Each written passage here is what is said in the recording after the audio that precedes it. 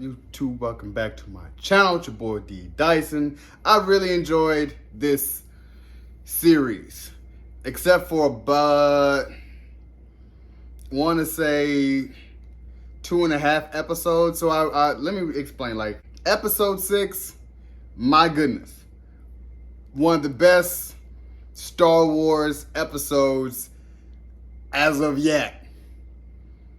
Darth Vader, Obi-Wan Kenobi, the second fight.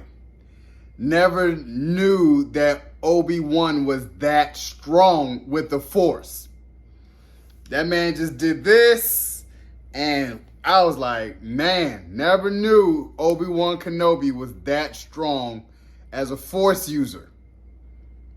Pretty good with, understanding the Force, knowing how to, quote unquote, just had a very good mental about the Force. But being a Force user, nah, it was just mainly Force jump, Force speed, Force push. Very basic, but you never knew how strong he was until now. And this is the most weakened or shallow of Darth Vader. Like, his fight with Obi-Wan was very, very menacing in the beginning. They stood a good chance fighting, and then when Obi-Wan really gained his strength, he was still stronger than Darth Vader. And that goes to show it's only been 10 years, and as Darth Vader, he has a lot to learn. And that's why I tell myself I would love a Darth Vader series to show after this how strong Anakin Skywalker, Darth Vader, gets. Because from Jedi Fallen Order, how menacing he was, from Rogue One, how menacing he was, I want to see him get stronger after this fight.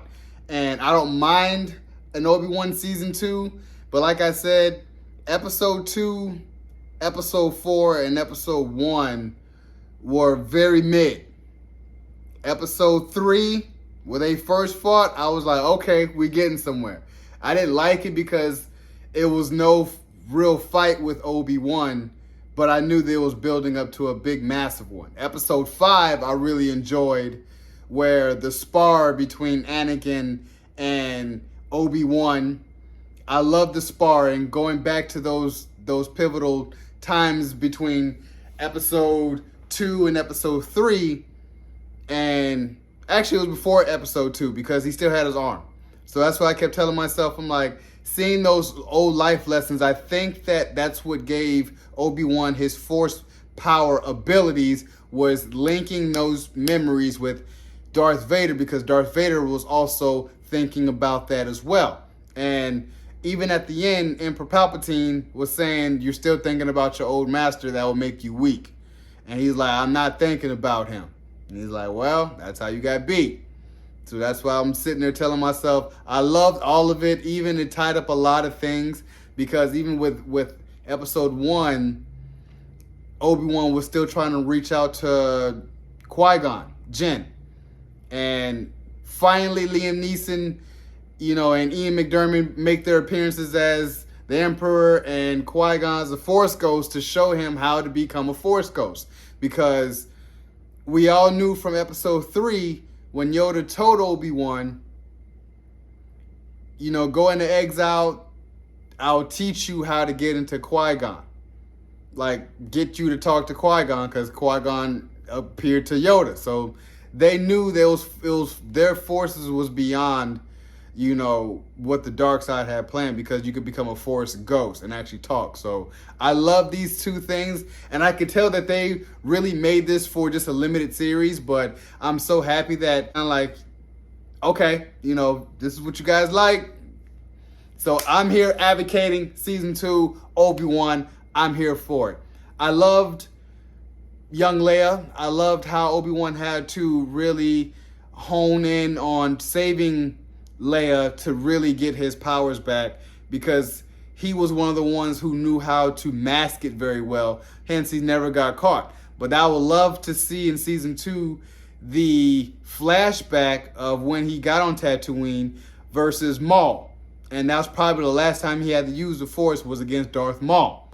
So I see even with the ending in Darth Vader, how I'm like, it's just so menacing to see Obi-Wan slash his helmet. You just got to see Anakin. I love the blue of how he was talking as Anakin. He's really talking to you like, man, Anakin's dead. You know, I'm the one who did it. He's talking as Anakin Skywalker. And then he flashed the red because he flashed his lightsaber and you showed, I will destroy you. That's Darth Vader. So you see the conflict is still in him just from Return of the Jedi. And I loved that callback of saying there's good in him from Padme, Revenge of the Sith in episode 3, and then you still seeing that Return of the Jedi that you do see the good in him because he'll still talk to you. And he's still upset with Obi-Wan. So that's why Obi-Wan saw his face and you could tell you just want to break out crying like, I am so sorry for all of it. From bringing you in, from your mom, all of it, everything I've ever did to you, from your wife, from your kid, like all, he said, I'm so sorry because man, look at you, you know. So it's just basically what he was telling him in Revenge of the Sith is, I failed you, you know. So I loved all the tie-ins. I really had a video up earlier which Disney took it down completely, which I reacted completely just to the fight scene, and I would love for them to unblock me so I can release that video. But I loved it. I give this series, Obi-Wan, a 7 out of 10. 3 out of 5. Woos! Everybody rocks with Tyrone. You know what I'm saying? This is a buy it on Blu-ray. If it were Jeremy Johns, if this was Chris Stuckman, I'll give this probably a C+ or a B- because of those, because you had 6 episodes, and like I said, 3 of the episodes were and the other 3 were good. So basically it is pretty much a 50-50, but because episode 1 we're so new to seeing this Obi-Wan story, it wasn't all that bad. So, you know, I still lean it towards, okay, it's a good 75%, good 80% because of the last episode. The last 2 episodes really brung it home. For Reva's character, I said before, she's not menacing, but I see her redemption arc.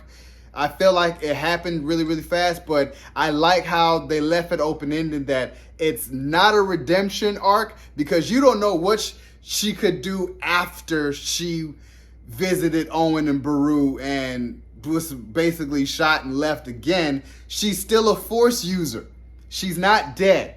So you don't know if she's still going to lean towards the Sith, of getting revenge against Darth Vader, want to spar against Obi-Wan just to say, I can bring you back to Darth Vader. So you don't see her clear intentions of if she's going to sway as a Jedi or go over and be full Sith.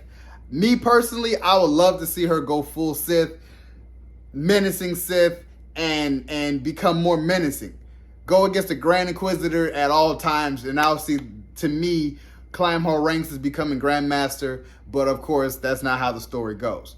But I do like her story. I wish her all the best, and just see what she becomes of her character in Obi-Wan. So like I said, but we do need a Darth Vader series. Hayden Christensen killed it. I felt like he really got me more into Star Wars when I was younger. I was in middle school, in high school, early high school, watching Attack of the Clones. I will never forget that time. That time period. I was in summer school. Me and my cousin, every day after summer school, I'll do my homework and I'll watch Attack of the Clones. It was just that serious for me.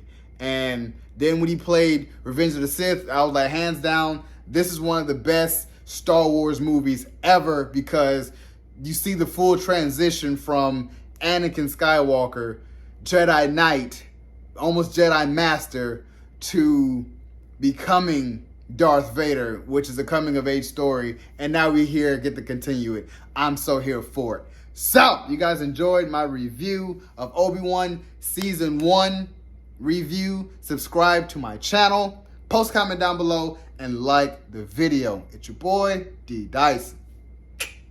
Peace.